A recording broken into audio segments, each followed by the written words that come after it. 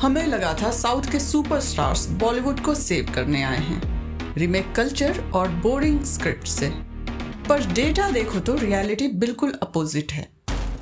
जब अल्लू अर्जुन अपने south roots के साथ आते हैं तो पुष्पा 2 द रूल 1742 करोड़ का ग्लोबल कलेक्शन करती है, पर जब वही साउथ के लायंस हिंदी बेल्ट के लिए स्पेशली डिजाइन किए गए प्रोजेक्ट्स में आते हैं तो वो सर्कस के शेर बनकर रह जाते हैं। वाट लगा देंगे।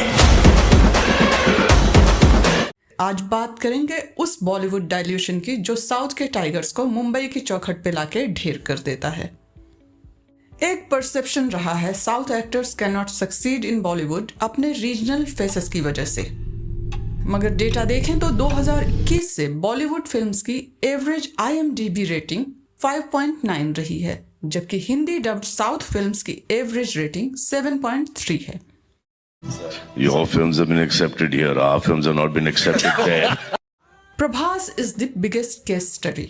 जब तक वो SS राजामौली के विजन में थे, उन्होंने हिंदी बेल्ट में 511 करोड़ का इतिहास रचा, मगर जैसे ही बॉलीवुड के डायरेक्टर्स ने उन्हें पैन इंडिया के सांचे में ढालने की कोशिश की, डिजास्टर शुरू हो गया।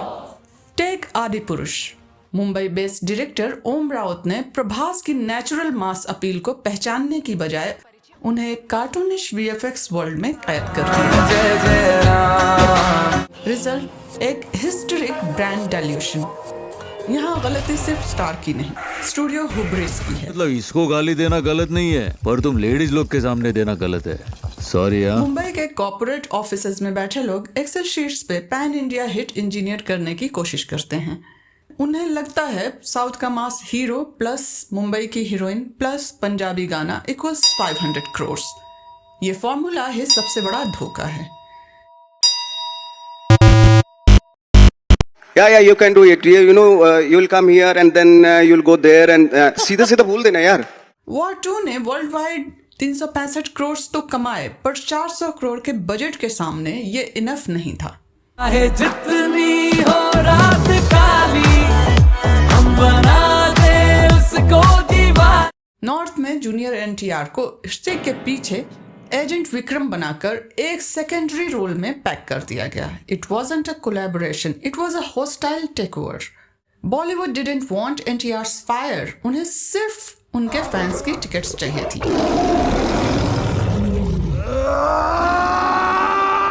रिजल्ट, साउथ ऑडियंस ने इसे बॉलीवुड गार्बेज बोलकर इग्नोर किया और नॉर्थ ने उन्हें कभी लीड हीरो माना ही नहीं। ये बीमारी पुरानी है। बॉलीवुड साउथ टैलेंट को हमेशा सिर्फ उनका फैन बेस टैप करने के लिए हायर करता है, उनका टैलेंट समझने के लिए नहीं।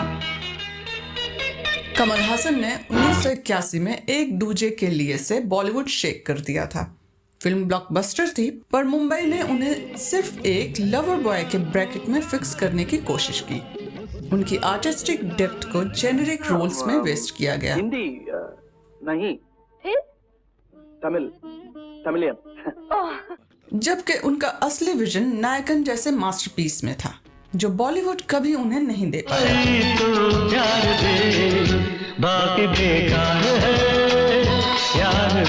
रजनीकांत ने 1983 में अंधा कानून से हिंदी डेब्यू किया। अपने कानों की आंखों को किसी अच्छे डॉक्टर के पास क्यों नहीं ले जाते आप? टॉप ग्रॉसिंग फिल्म थी, पर बॉलीवुड ने उन्हें सोलो लीड प्रमोट करने की बजाय हमेशा अमिताभ या ऋषि कपूर के पीछे एक सपोर्ट सिस्टम बनाकर रखा। जैसे हम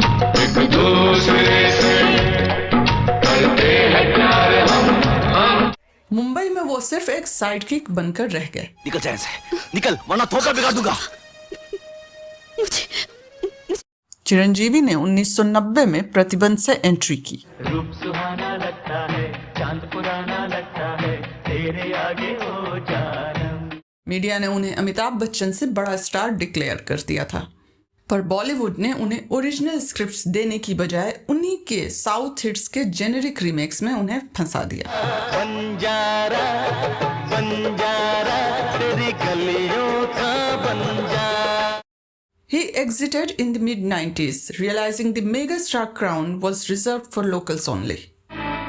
मैं जानता हूं तुम लड़ने नहीं बात करने आए हो, इसीलिए मैं तुमको और नहीं मारूंगा। नागार्जुना ने 1990 में शिवा से रिवोल्यूशनरी डेब्यू किया, पर तुरंत बाद उन्हें खुदा गवाह में अमिताभ के पीछे खड़ा कर दिया गया। सोलो पोटेंशियल होने के बावजूद उन्हें हमेशा एक प्रीमियम गेस्ट स्टार की तरह ट्रीट किया गया। क्या आपको लगता है कि बॉलीवुड डायरेक्टर्स नहीं चाहते कि साउथ का कोई स्टार मुंबई बॉय को ओवरशैडो करे? तुम मिले दिल खिले और जीने को क्या चाह। पुराना ट्रेंड आज भी जारी है। धनुष को रांझना के बाद सिर्फ एक क्वर्की साउथ बॉय के ब्रैकेट में फिक्स कर दिया गया। हुआ है यारो हमरे कोई खबरिया। उन्हें वो अल्फा मास हीरो इमेज कभी नहीं दी गई जो उनके पास तमिल सिनेमा में है। से चूर गम का गुरूर कहूं क्या मैं हाल अपने। और सबसे बड़ा disaster Vijay Deverakonda.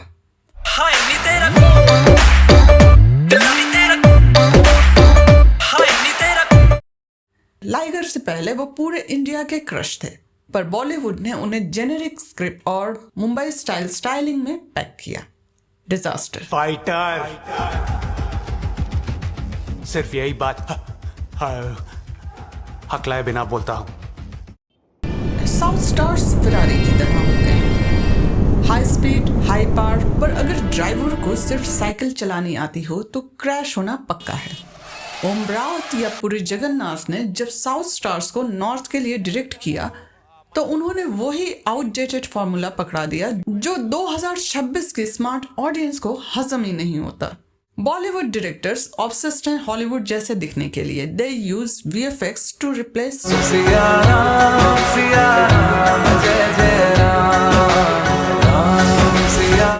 Thanks a lot, and thanks a lot. Thank you. जब संदीप रेड्डी, वांगा या अतली जैसे साउथ डायरेक्टर्स मुंबई आते हैं तो वो बॉलीवुड के लिए खुद को चेंज नहीं करते, वो बॉलीवुड को अपने लिए बदल देते हैं। वो खड़े विच डांग खड़ के ओथे हो गई लड़ाई भारी Arjun valley. This might sound really harsh, but we South Indians have changed the way you look at cinema, sir, for Bollywood also.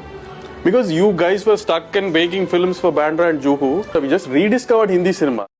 जवान और एनिमल ने अर्बन या स्लिक बनने की कोशिश नहीं की, वो अनअपोलोजेटिकली मास फिल्म्स थी।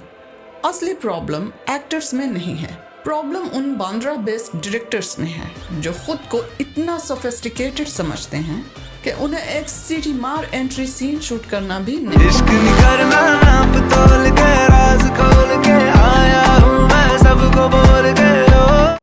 तो क्या बॉलीवुड साउथ टैलेंट का ग्रेवयार्ड है? नहीं, it's the graveyard of lazy collaborations.